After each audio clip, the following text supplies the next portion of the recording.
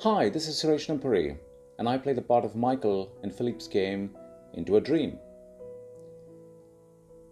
I've had the pleasure of following the game from its conceptual stages, watching it, sometimes even being tangentially involved in aspects of its development and construction, and eventually seeing it as a fully realized immersive environment.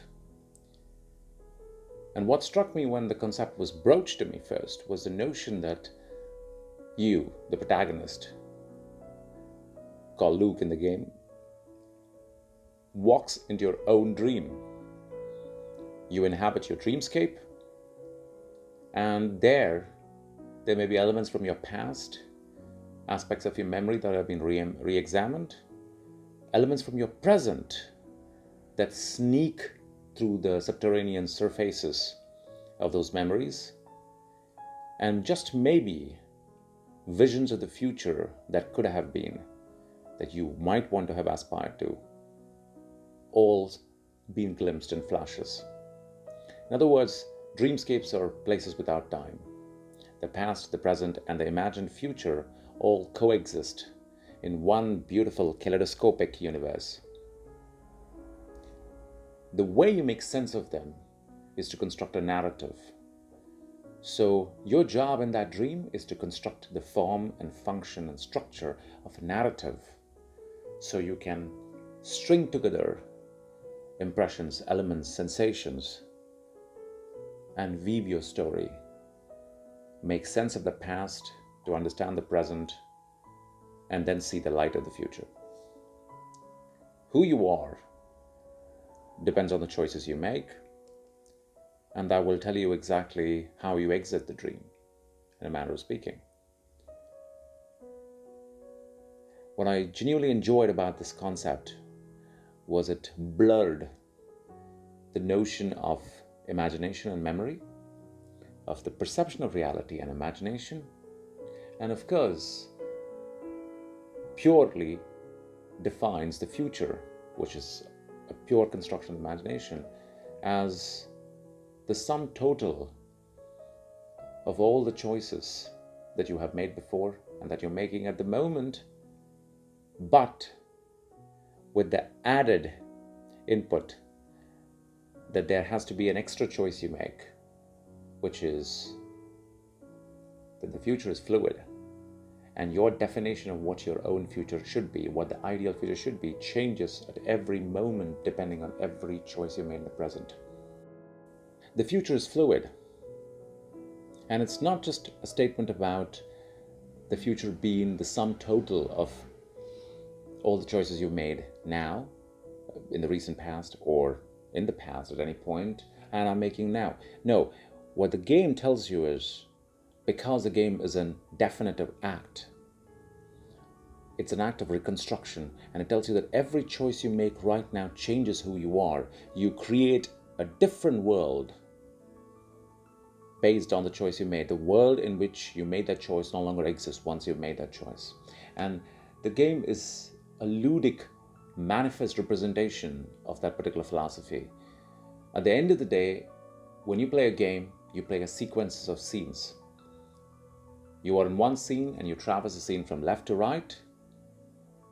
And for that duration, that scene is the universe for you. The scene before and the scene after does not exist. The computer score program then reconstructs the scene that comes afterwards and recreates it for you once you are moved to the right of this particular scene. That's exactly what the future is. The choices you make will determine which scene the computer reconstructs. It was a beautiful metaphor. And as a ludic narrative, it called to me. So I was very happy when I was asked to essay the role of Michael. But of course, then I had to think about Michael, because on and off, like I mentioned, I've been involved in some of the gameplay conceptual definitions, some of the plot points, the scenic twists, and the dialogues. And this is just watching the entire corpus of the game rise up. But now I've been asked to inhabit a character, and I've never thought of this character as anything more than having a specific function. But now I have to say, oh, He's got a function, and his function is to basically advance the game and give Luke certain choices. Okay, that's operational. But what does he actually manifest? As a personality, what does he manifest? In fact, to quote Pessoa, what is Luke's idea of this person that Luke's like? After all, it's probably not the person Luke loves, it's the idea of that person, isn't it? So what is your idea of a friend when the world is coming apart and your dreams are being shattered? Sorry, do I know you? Yes, we met before. I needed to talk to you. I'm having a conversation. Can it wait? So a friend has to be something who, of course, calls you out for some of the choices you made. Maybe it's like Dante's Virgil, who is your guide into the Inferno. Yes, that's fine. But then, if you're playing this part,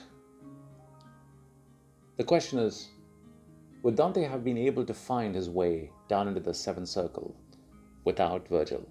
No, what Virgil did was try to contextualize what he saw around him, help Dante frame his own perceptions. So it was not as much a guide as a template, as a contextual template. So definitely, Michael had those properties. That's definitely properties in a friend.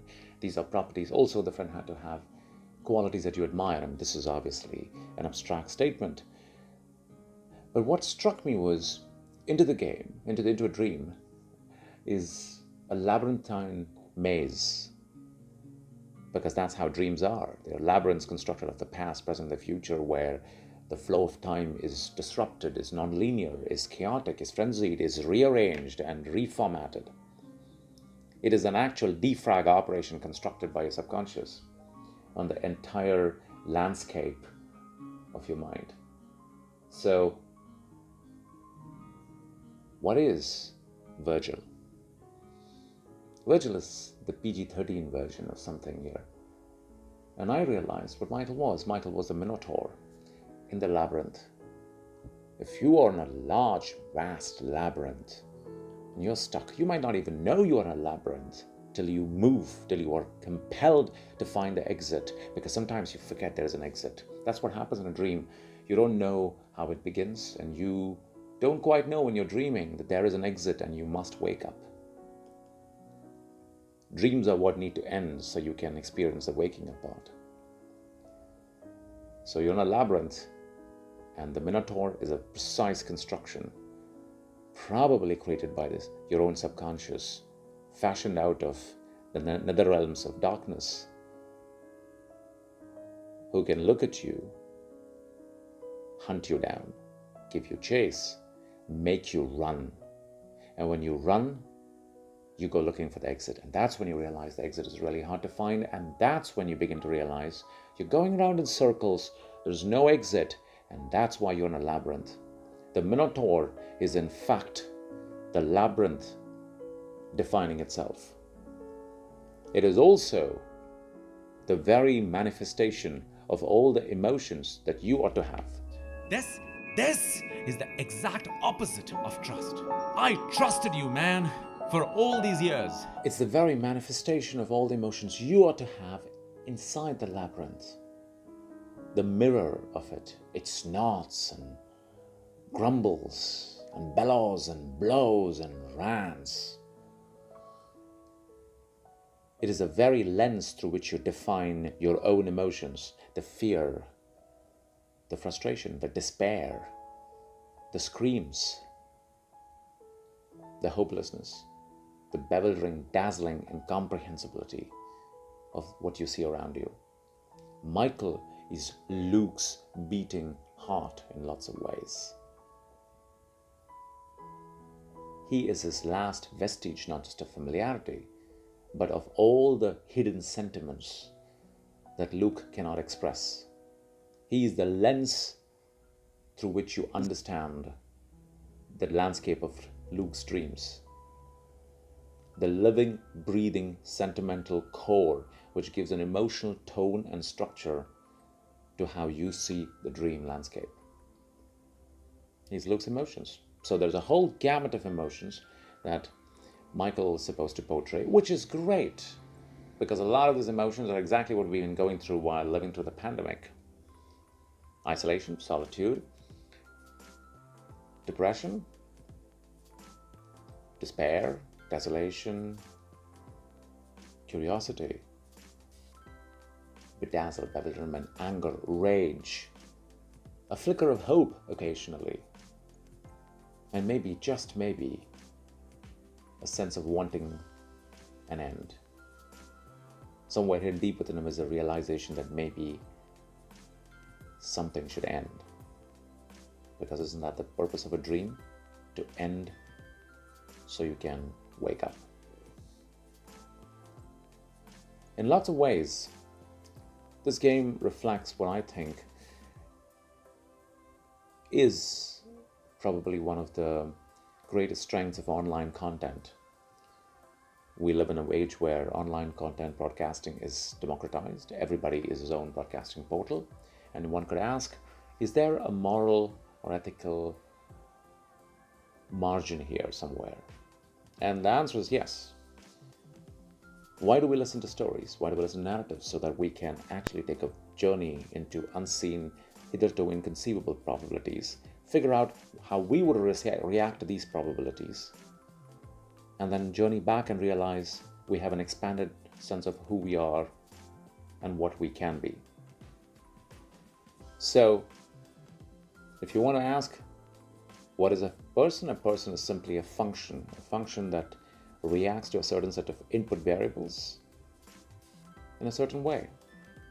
The function is completely defined by the set of all possible outputs for all possible inputs. And so in terms of people, it means if you know how a person would react to every possible situation, you have a definition of the person. Now, this is obviously a question that requires an infinite amount of time and an infinite amount of exploration to answer for any given individual. But every narrative, every story we tell ourselves and tell other people is literally one more test of what would we do in this situation. What does it mean to be human in this particular situation? Science fiction does the role beautifully. It changes the laws of physics, changes the laws of the universe, putting you in situations that are totally not definable in the usual sense of reality, and still ask you the same question. So what does it mean to be human here? And I think